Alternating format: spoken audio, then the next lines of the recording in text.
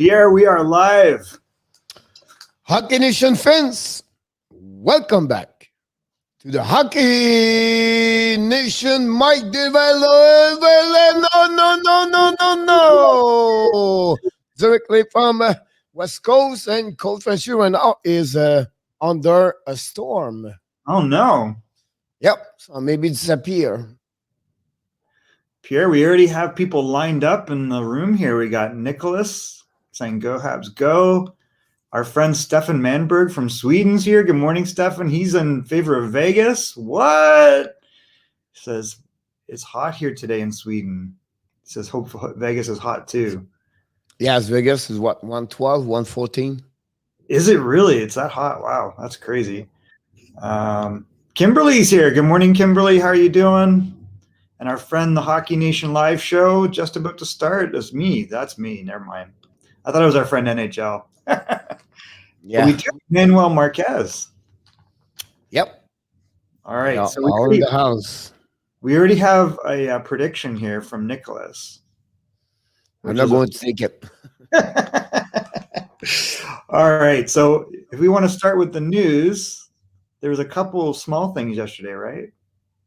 One was this one. What do you think of Patrice Bergeron winning the Marc Messier Leadership Award? That's a good choice. I think so. So I think it's. I don't know if the players or the I don't know who exactly pick him up, but I think is he show exactly what is all about, the Marc Messier trophy, and I think it's a good pick. And for to get Patrice Bergeron to get it, I'm sure he looked like he said he was very happy about that, and he just said he cannot do it by himself. He have to have other people around him, and that's who he is, right? So that's where is Patrice Bergeron. That's why he wear the C and helping at the Boston Bruins for the last 15 years. So. What's weird about this, Pierre, this is an unusual award. So it's named after Marc Messier, but it seems like Marc Messier also picks the winner. Yeah, that's what I was not sure. So it says Messier, a Hall of Famer, solicits suggestions from team and NHL personnel to compile a list of candidates from the award before selecting a winner. So that might be the only award where there's an individual that picks the winner. Yeah. But this trophy don't exist for many years, by the way. Yeah, new. I mean, I think it's a good thing to have a leadership award trophy. It's just a really unusual thing to have the guy it's named after, A, alive, and B, pick the winner himself. Yeah. Usually it's like voted on, right? It's kind of weird. That's interesting. I mean, congrats. I don't even think it says like who else was like nominated. Oh, wait, it says he won the Selk Trophy. No, it doesn't even say if anybody else was nominated. It's like you just like, you know what? You're the winner. Pierre, you're the winner of the Messier Award this year. Good morning. That's why he works over there, yeah. Oh my goodness, that is definitely unusual. All right, so in our game yesterday, there was some unfortunate thing that happened, right? Aside from the good part, we had, let's see here. This guy was hurt. I don't think we know what the injury is yet. And I know you thought it might have been a wrist. I kind of thought it was a lower body thing. He was bent over, but. Yeah, this morning, John Cooper just resumed. He have no update about Kucherov, exactly what he said last night. So I don't know if he play with people, but look like he have no clue why his player is hurt or not. Yeah, I'm sure that what they're trying to do is work on him to get him back. We don't know his lower body. We don't know if his upper body. We don't know. He just after the game, no update about Kucherov. And this morning, about 20 minutes ago, from the Twitter from Tampa Bay, the guy works over there, Cooper said the same thing. He have no clue about Kucherov. That's so weird. Well, I mean, it's playoffs, so they're probably playing whatever game they can play. It is what it is, I guess. I mean, Tampa went up early in the game yesterday, 2-0. They got goals from Point. How many games in a row has he scored now? Is it 10? 9. Okay. So and I think the record is what, 11? Is that Reggie Leach? 10. It is 10. Wow, he's very close then. That's crazy. Okay. So, I mean, he's playing phenomenal. And then Cirelli scores. And then you're like, oh my God, here we go again. It's going to be the floodgates. But they managed to kind of, stem the tide, so to speak. But I think Kucherov leaving was kind of like a shock to everybody. What do you think? Well, he played only one shift, so he left right away at the beginning of first period, and then True. after that, the problem is like you missing the chair on the 12th, and Mess. that's mess up all the line. You can see Gold play first line, Tyler Johnson play first line. Yeah. They was all up and down. I think that's what Stanko said. He said he resumed after the game where he said it was very difficult to get back to the game with only 11 players. So miss him a lot because, it was funny because he was not only the right wing changing, he was all different players on different position was That's jumping true. up and down. So it was really strange to see that.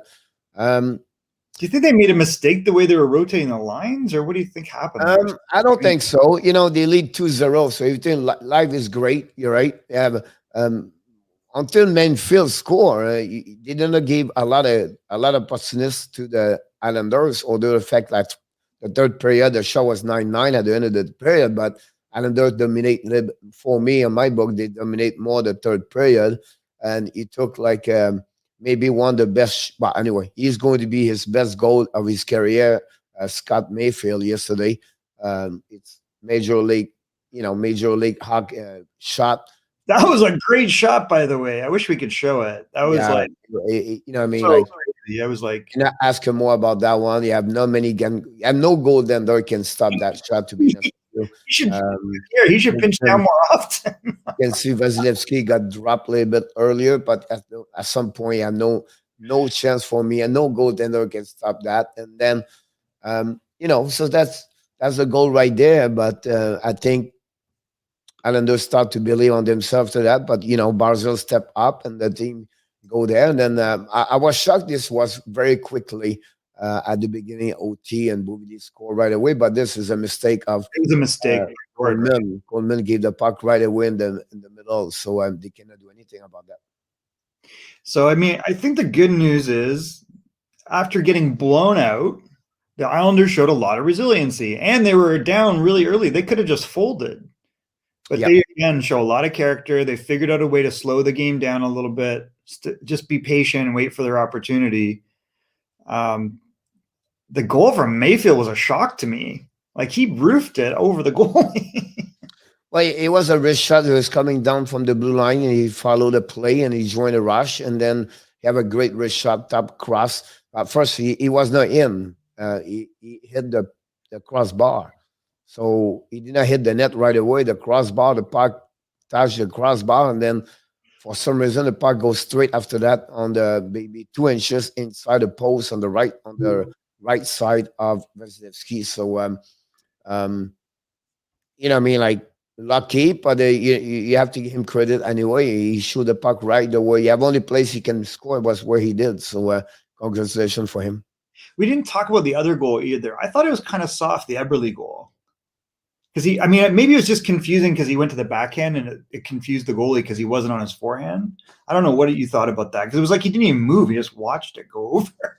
I think he was screened by I think he didn't expect, because the puck moved from left to right or right to left, and then he go back right away. But I think he was screened by the defenseman. That's what Eberle came back on the left side, and he go right there. Wow, we got a lot of people this morning, Stefan. So Brian, good morning, Brian. Celtics boys 651. We appreciate you joining us. Sorry that there's no Boston team in this. Who are you cheering for? Ryan Stewart, good morning to Michael and Coach. And then our friend Sly Habs guy. Big day, missed it. How bad is a Kucherov injury? We aren't sure. That's the only answer. Yeah, we don't have no update about that one right now.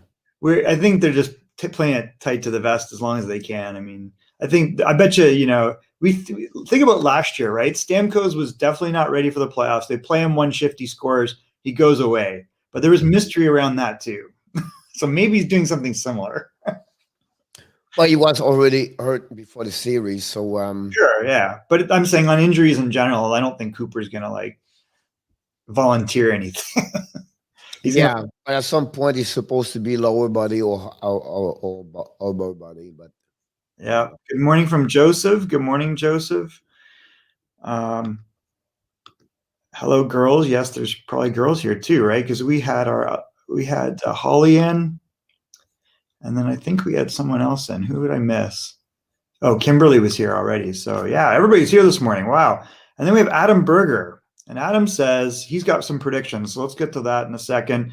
What are your thoughts going into Game 7 now? It's going to be on Friday night. Is that right? And it's back in Tampa.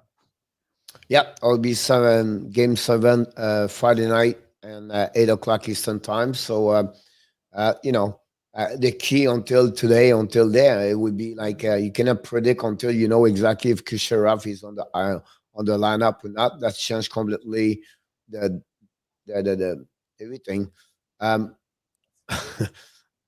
It's for me right now is like honestly, this morning I will announce you Montreal win the Stanley Cup. You think they're going to win the cup no matter what? It's they are on this. Michael, check about this. They start the playoff. The first game they lost John Tavares. Yeah, They won the fifth. They won it. and now you got Second round, they start their first game. Winnipeg lost Max Sheffley. Shifley. They went over there. The third round, now is Vegas. They lost Chatler Stephenson. Yeah, a little less, but yeah. They are get there. That's the first line center. Now they're going to maybe go and finally can Tampa, and now maybe Kishav is done for the rest of the year. So I don't know. I feel like all the stars are connect all together. Well, thankfully they have to play the games, so we'll get to watch them, even though it's preordained apparently. I don't know how Vegas can beat Montreal. Vegas, I think has always had this problem, Pierre, and we've talked about it. They're not hard to figure out, right? Like you can shut down that power play if you watch it because it's going to do the same thing every time. So they don't have variations in the power play. And then they just play north-south, and they're trying to generate offense by putting the puck to the net. So if you can push them out to the side a little bit or force them to take shots, I mean, you're not going to beat Carey Price unless you move them east-west and you get in close. So I think you're right. Like they could totally take them out. But, the reality is they have to win 2 games though, right? It's 3-2 in the series for Montreal. They're 1 game from the final. Do you think Vegas can beat them twice in a row? Again, it's coming this way. When Toronto go to the game number 7, Toronto struggle at the last game because mentally they was out already because what happening the 2 game prior, number 5 and 6. Game number 3, and then Winnipeg did not do anything. During that series was the worst series in the playoff. Like Winnipeg was the worst team play hockey for many years. Like this was terrible to watch Winnipeg. And then I think Vegas right now they are struggling with everything, like their forecheck, the power play, the execution is bad. So mentally they are not confident, and that's the reason why I believe Montreal is going to win. The Quebec right now, everybody is off today. It's celebration. They're going to have like maybe not over 3,500, but it's going to be 1,000 people celebrate. I just feel like they're going to win this tonight. Like I would not be surprised 4-1, 4-2 tonight. Wow. Well, they've certainly exceeded everybody's expectations. The young guys are contributing at a time when they really need them. Everyone from Kotkaniemi to Caulfield to Suzuki are having a major impact. The big 4G seem healthy, aside from, two-finger Petrie, which doesn't, at least he's still playing. And you got the best goalie in the world right now. Like he's gone from being maybe a top 10 goalie to back to the top 2 or 3. I mean, Vasilevsky arguably, but he outperformed Hellebuck. And now he's shown he's better than Fleury. Fleury is what he always is. Leonard's real good, but I don't see either of those guys beating him 2 games in a row. So listen, you got to play the games We got to take it one shift in one period of time, as they say, because if you'll get distracted. But, like Sly Habs guy says, I think they're going to try to end it tonight. Let's give him his birthday win. Yeah, happy birthday, by the way. So. Birthday. All right. This guy says, Stefan, because Stefan Manberg is the Vegas fan, if they don't wear their golden helmets, they're going to lose. So do you think they'll wear the golden helmets tonight? No, they won't. But they cannot win at home with that one. So it would be, you know what I mean? It's really interesting about that. Yeah, it would be very interesting. Yeah. Chainsaw Man says the top 7 forward have 1 goal this series. You don't win a cup with those types of numbers. Mark Stone doesn't even have a point. Yeah, the resume right now is to think the forwards don't score and their power play is not great. So they cannot win. And any team, they are right now number 16 at 9 point. I just did the stat 9.8. Their power play right now. So you know what I mean, like they are 0-13 against Montreal the last 5 games. That's number one. Montreal did not give any power play goals and for the last 12 games now. So it's crazy about that one over there. But again, I think they want to win tonight. They have. I don't know how they're going to do it. Gallagher is on the face of Pietrangelo every face off. He completely disturbed Pietrangelo. Every whistle he talked to him, and Pietrangelo run after him. And I think that's what Dobert make a mistake right there, not use Ryan Reeves right now, because I think he should go like that. And everybody talk about maturity all the time as Stone, and that's the dirty talk, but that's make frustration of the. Maybe. I guess. Maybe. So you think they're getting in Patch's head? He scored last game, but it wasn't like it was kind of lucky, right? The game was well over at that point. No, it was a great shot. It was he missed the first attempt, but after that he got a wrist shot, top corner. Price was down a little bit quicker, but the game was over. That's the only thing he does. I don't know why he got a star for that game, third star of the game, but he played maybe his best game against Montreal. The last game, he had a great pass on Riley Smith back door, great save for Carey Price, but I don't know. They have to find a way. Yeah, for sure. And again, Johnny says their fate will depend on Price. If he keeps it up, they've got a legit chance. I don't see him faltering. He's just playing solid.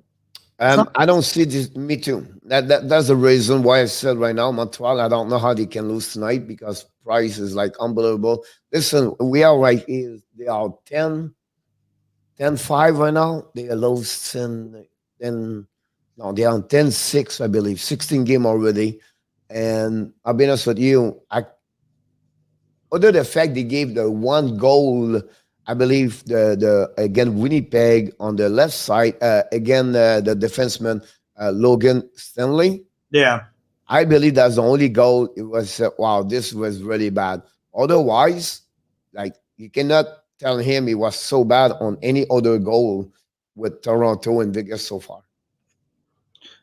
Stefan Manberg wants to contact you by email, so I put your email up. Yeah, no problem. The frustrating thing about Vegas is they only know how to score from the blue line in. That's my point, right? Like they just throw the puck at the net and they're looking for deflections. Adam, you're hitting this. I've been saying this for a long time. It drives me nuts. Again, Montreal, that's no work. But again, Vegas, again, Colorado, they did very well in front of the net. They clean up in front of the net. Their forecheck was there. And I think the difference between Colorado and Montreal right now is the size of the D. In front of the net is because you have Weber, you have Chariot, Edmondson, and Petrie.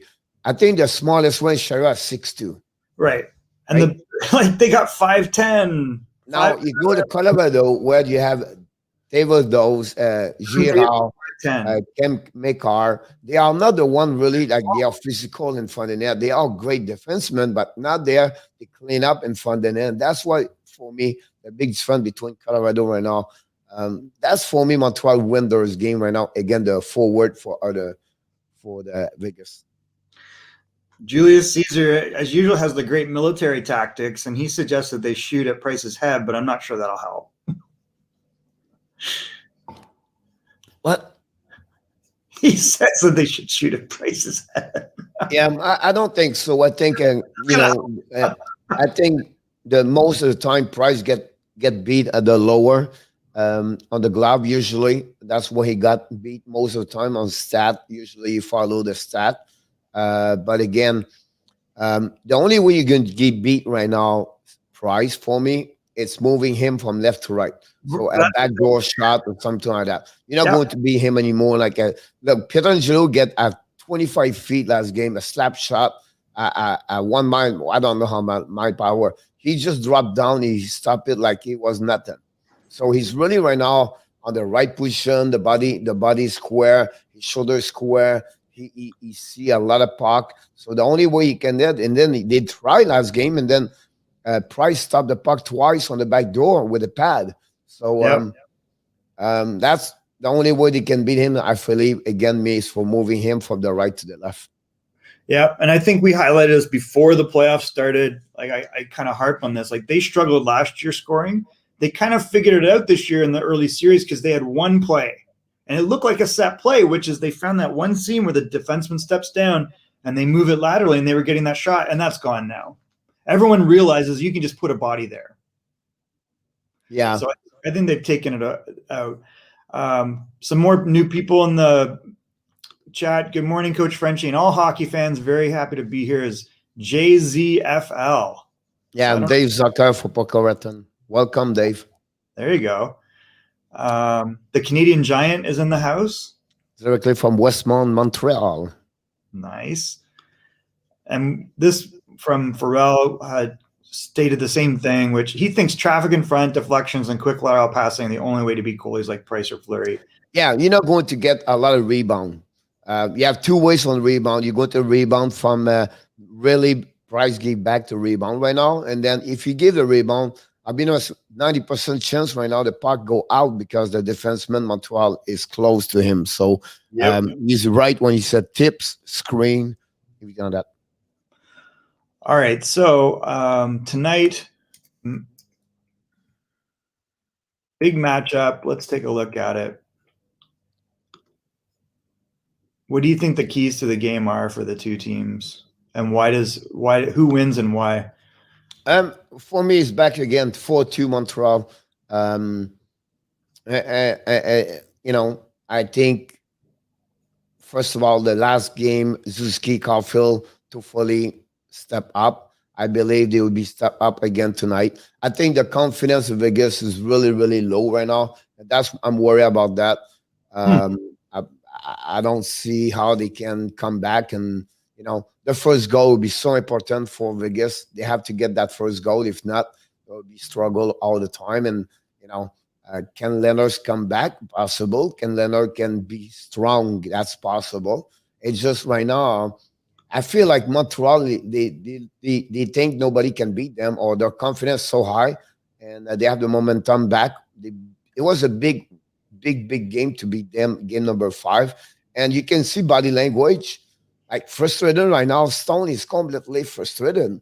And he did the same thing to Winnipeg. He did the same thing with Marner. So they do this all the time. And we don't talk about Philippe Danault at all. Every time we talk, we never talk about one player. We're always talking about here, but nowhere we can't talk about Price. We talk about the 4D. We talk about Suzuki and the young kids. But when people talk about Danault, nothing, nobody. But that's the reason why they are. He's kind of like a throwback to a Guy Carbonneau type centerman. Yeah, it is exactly the good comparison right there. He shut down everybody, and like Mark Stone is one of the best hockey players in the NHL. And now he's 5 games with no point. So if you watch him, and you watch him last year, he struggled in the playoffs. I don't understand his game, Pierre. We know he's not a great skater. He sits on the half wall constantly. He doesn't go to scoring areas. And he scores. He scores every year. He have always great point, everything like that. He's a great hockey player, but some struggles on the playoff. Is the one, maybe the one over there. I don't have the stat about him, but he's not the only one. It's Marner, it's Tavares, it's Matthews, and Connor and Stashny, and those guys did not do nothing against Montreal because Montreal Dano stop them. Well, You know, again, I think it's like they're controlling scoring areas. And I don't get, like Mark Stone to me did this last year in the playoffs where he was easy to isolate. And that's, you need this guy to create some offense. Carbonneau scored more goals, big goals too. oh, yeah, yeah. Listen, Carbonneau have 150 point in QM. The guy have a skill. The guy was unbelievable offensive player in QM, but he was more talented at Dano on an offensive side. Like he scored like 15, 20 goals regularly in the NHL. Yeah. Yeah, for sure. I mean, he definitely was kind of, some years he'd get 15 or 17, other years he'd go 20, 24. But very similar impact on the game. Like you don't see many top 3 line centers that their role is to shut down the other guy and that's it. Yep. Coach and I had the discussion. Why is Vegas not playing Cody Glass? He would be a great addition to the offense. I agree with that. Like I believe I've watched Cody a lot, particularly even in the rookie camps, Pierre. He is so much better than players that like White Cloud, all these guys that were in the rookie camps and are now on the team. And he's like head and shoulders above them and he's creative. He can shoot the puck. Like, I don't get it.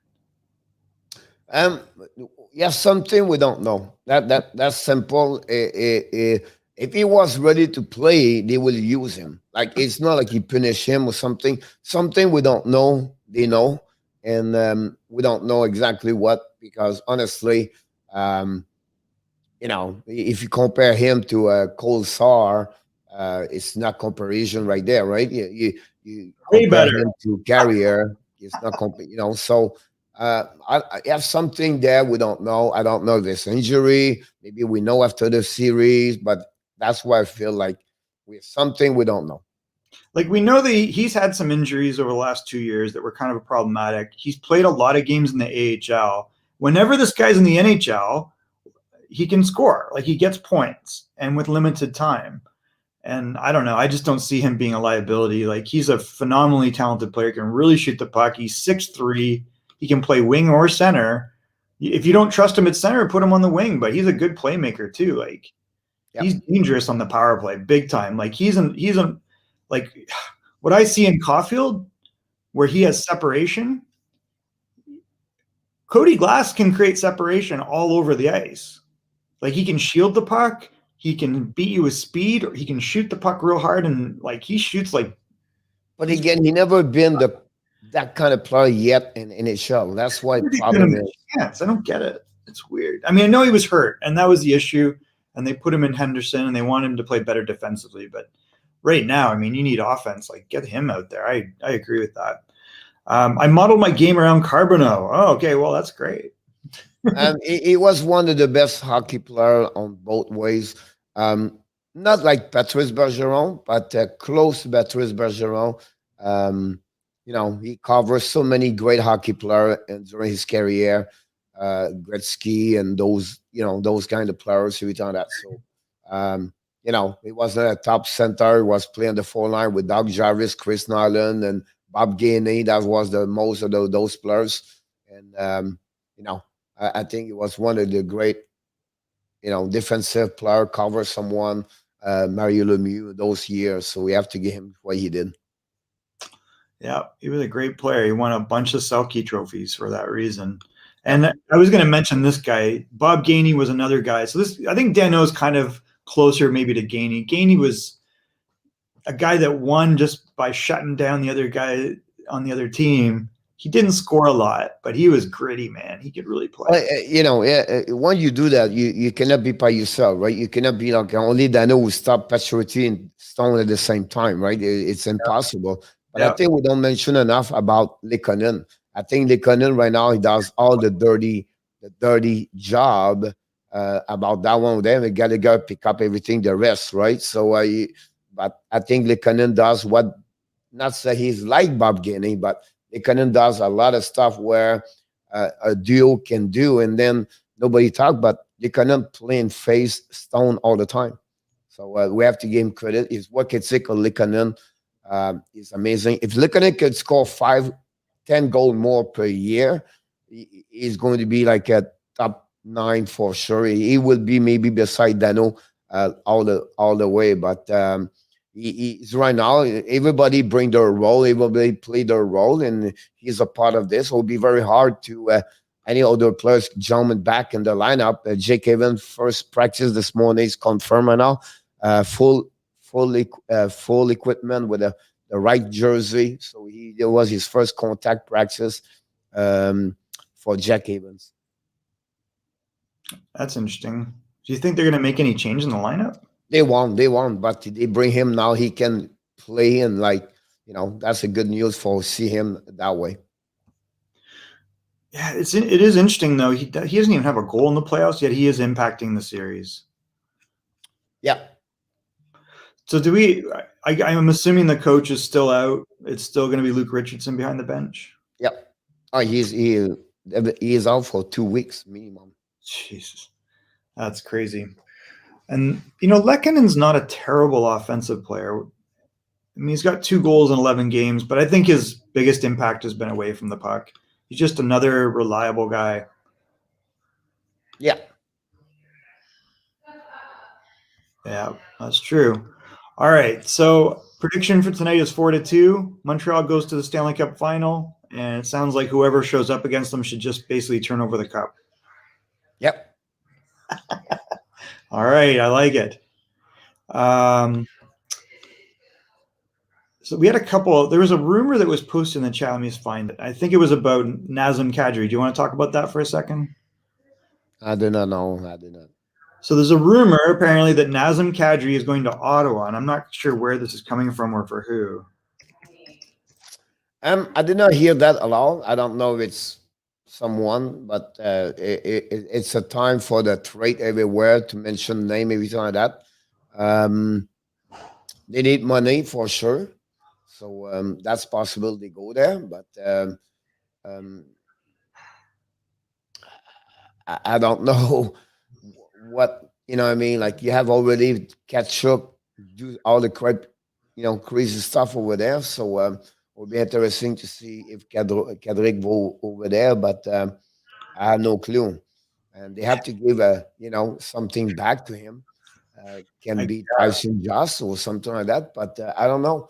I'm not sure if Kadri fit inside that team where it's a young team right now, and I don't know. I don't think a good fit, Pierre. I don't know why you would do that. I mean, I would honestly, if I'm Anaheim or Ottawa and I'm seriously looking for a veteran, I would rather talk to Anaheim about Henrique. I think he would be a good short term and probably similar money. Yeah. I don't know. I mean, like nothing come in my head right now, but I think one player can fit very well over there if they want to do something like that. I think Michael Grenland from Nashville should be someone to look about. I just have a hard time when I watch him. Like, he definitely had much better offensive numbers this year. I know he can play center a little bit, but I just don't see him as an everyday center. He just seems to struggle at times. He's a good playmaker, and he seemed to score on the wing this year. But they need more third line right now. They need more depth right now. They don't need top 6. They have the top 6 with the youngest over there. Connor Brown now is regular top 6 over there. They have those young kids over there, Bradenson and Norris and Kachuk. You think so? I feel like they go from first to third real fast. They don't really have much second line. I guess it depends on where you fit Shane Pinto in this equation next year. Well, look the line right there. They fit very well. And then we talk about Dadonov. That's my problem they have right now. It's Anisimov and Nick Paul. Yeah. So you take them. They have to be they cannot be third line. Nick Paul back and forth, but I think they should be in the fourth line. Then you bring a guy like I just said, Grant Lund. That don't have a bad year last year. So. Oh my God! This was just announced. Is this real? This can't be real. It could happen. It was at 10 o'clock, so I think it's a little bit earlier, but it could happen. Yeah, just got announced. Well, I mean, we saw him in Philadelphia. He kind of struggled, but I think everybody struggled in Philadelphia, right?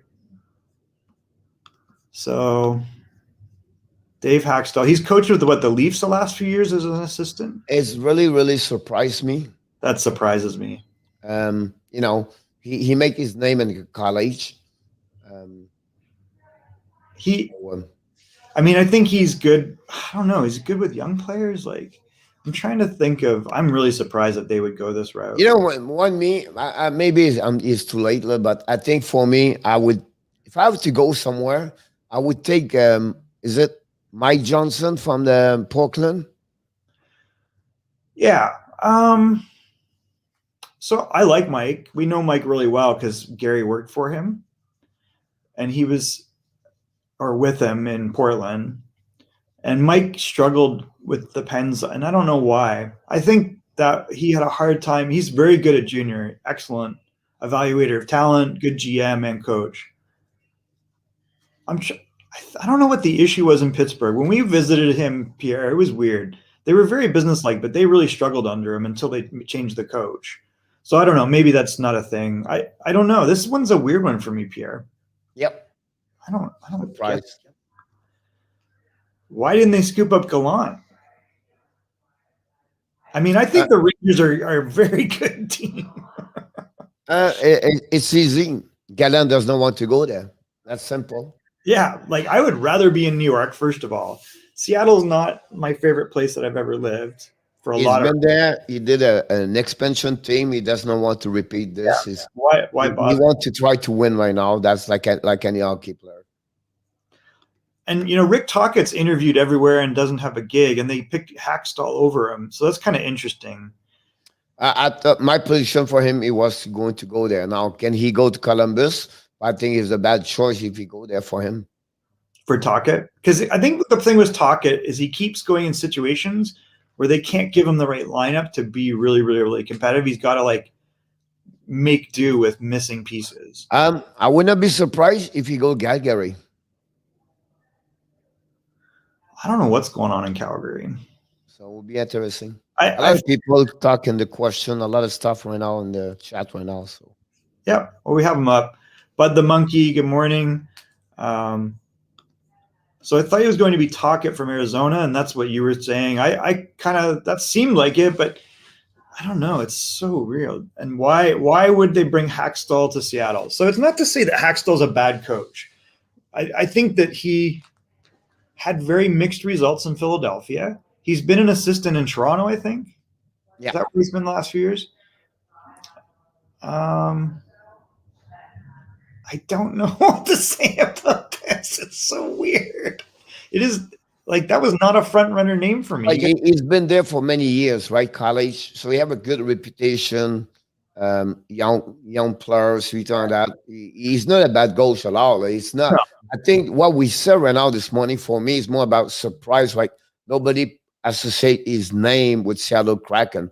That's maybe the way I see this one. Yeah, well, so I'm trying to piece it together in my head because I think I always felt Ron Francis is a very gentlemanly player, like person. And I think he's easy to talk to and he's laid back. And I get the impression that's kind of Hackstall, but maybe I'm wrong. He seemed a little more cerebral, like in his approach. So that's kind of interesting. And I'm wondering if that's part of it. It'll be interesting to see what they comment on. So yeah, longtime University of North Dakota coach. Like not. I know. Wow. That's I why. didn't realize how long. Like so, he coached what 4 years in the USHL, and then it looks like over a decade, or at least a decade, 12 or 13 years for University of North Dakota. I was there when he was in the Sioux City. I was there. Oh, in Sioux? Okay. I was working there. I was scouting there, and then the manager over there it was one of my friend. I went there a couple of years. Just then he left, and John picked it up over there. Like I'm trying to see who's played at North Dakota while he's there. Oh, a bunch of players for sure. It's like he'd been there 20 years. Oshie. So that's interesting. What if TJ Oshie? I don't think TJ Oshie wants to go there. He also had Travis. No, you have nothing there. He's not, he's not going to pick a player because he coached before that. You have nothing there. It's just Well, the guy have a good reputation in hockey. He's a smart coach and everything like that. So, but um, yeah, but TJ Oshie is from Everett. He's from Seattle. So that but would again, he would never pick we're hoping. a coach because he, you know what I mean? Like he had nothing to do because what And he I'm coached not saying before. that. Travis Zajac, I mean, who knows? Jonathan Taves, there you go. Drew Stafford. So he's coached some pretty significant guys. Brian Lee played in the NHL. Joe Finley played a little bit in the NHL. Taylor Jordan, he had a cup of coffee. So he's definitely had some good players go through there. And then in Philadelphia, he only coached 2 years. No, he coached 4 years in Philadelphia. So he was there for a while. Yeah. So let's take a look who. So that was when they had Ray Emery, Michael Newver. They have a lot of goalies that go through there. Wow. Whoops. We didn't want to do that. I mean, well, congratulations to Dave Hackstall. Yeah. I am surprised. I see Matt Green. I don't know. What would Matt Green as what? I'm not sure. As a coach, you mean? Tortorella unemployed. I can't see. I don't know. You don't think Tortorella get another NHL job? I have a hard time seeing it right now. I don't think so. And he would be. I don't know. Like I guess he could go to somewhere. TJ Oshie will be protected, in my opinion. I kind of think you're right. I think Of that if course. you're in, the people in Seattle would love to see him just because he's from there. But he left there at 12.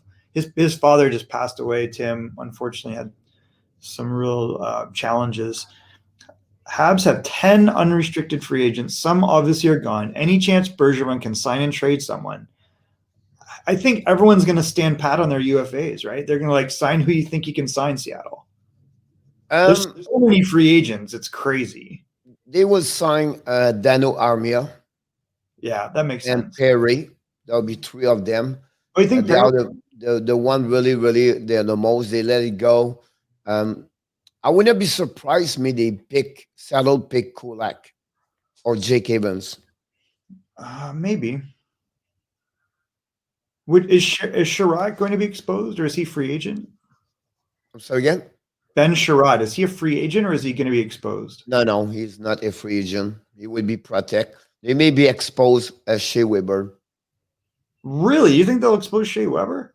He have no clothes. Well, Alexis, don't get too comfortable with things not being weird in Seattle. It's just going to be weird for a while. It's a weird place.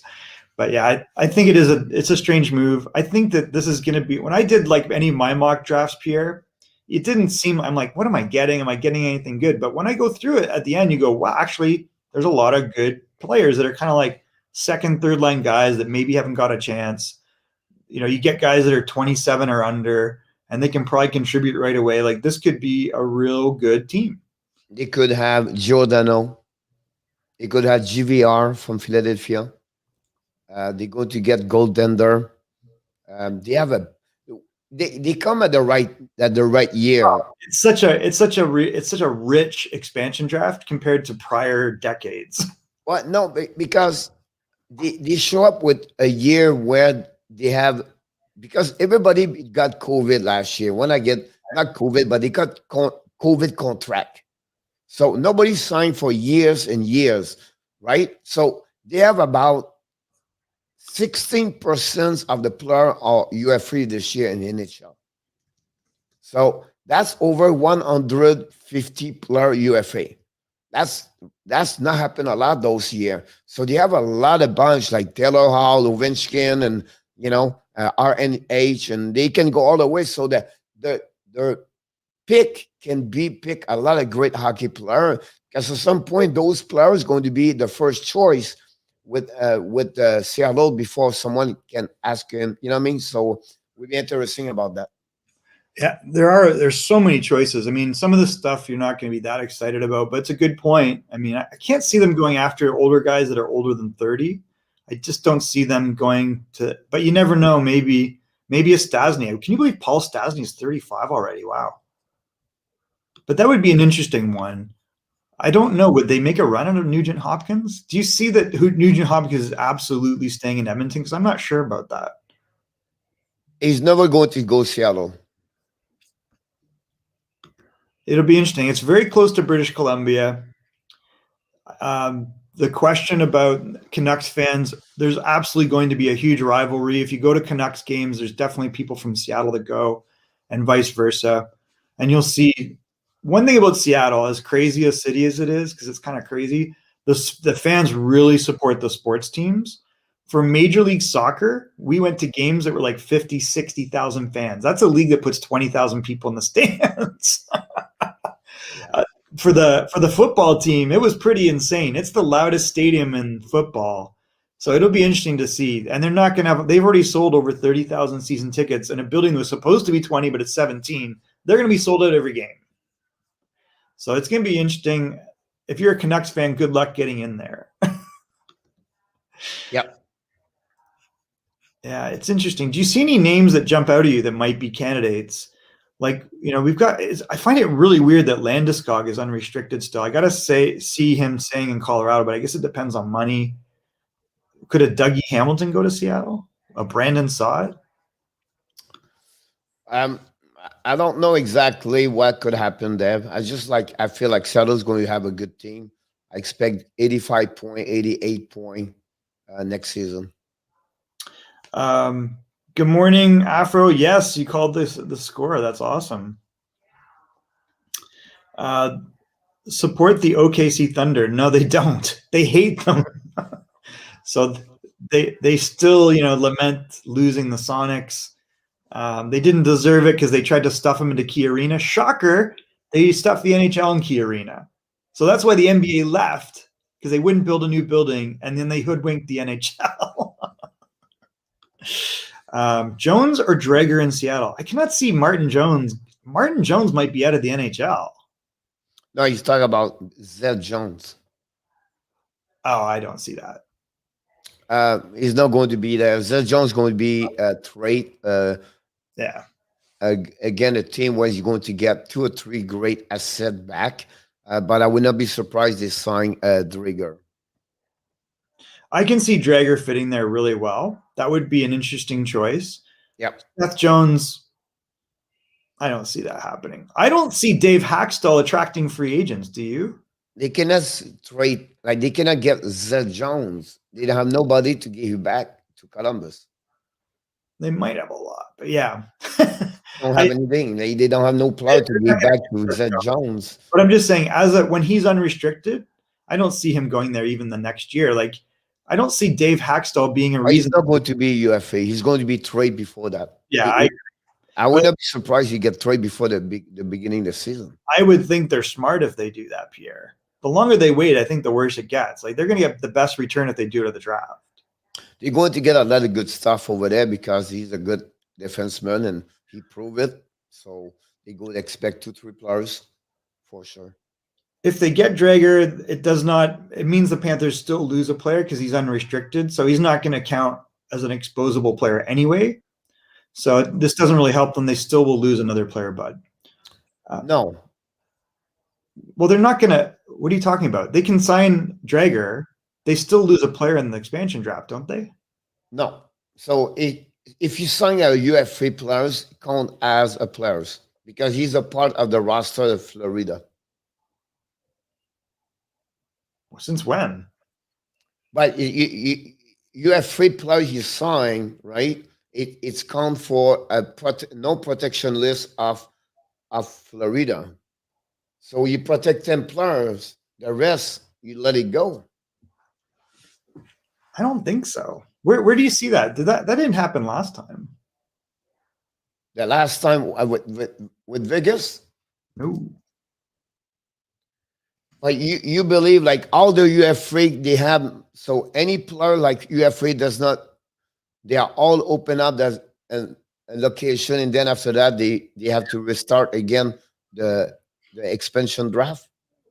Well, there's 2 different periods of time, Pierre. So I'm just looking it up. They have the UFA period for 48 hours. Right. But they're unrestricted. They're not on your roster at that point. So they are not, Michael, they are not. They are UFA only July 1st or July 28th. That's why I feel like if they sign one, they lose, they count for the players for the team. We need to figure this out because I don't think that's true.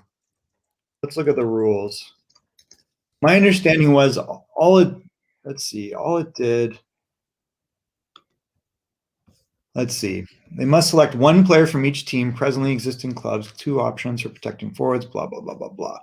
Let's look at, we got to find out on this because my understanding is that all they've done is they've extended the free agent period to them first.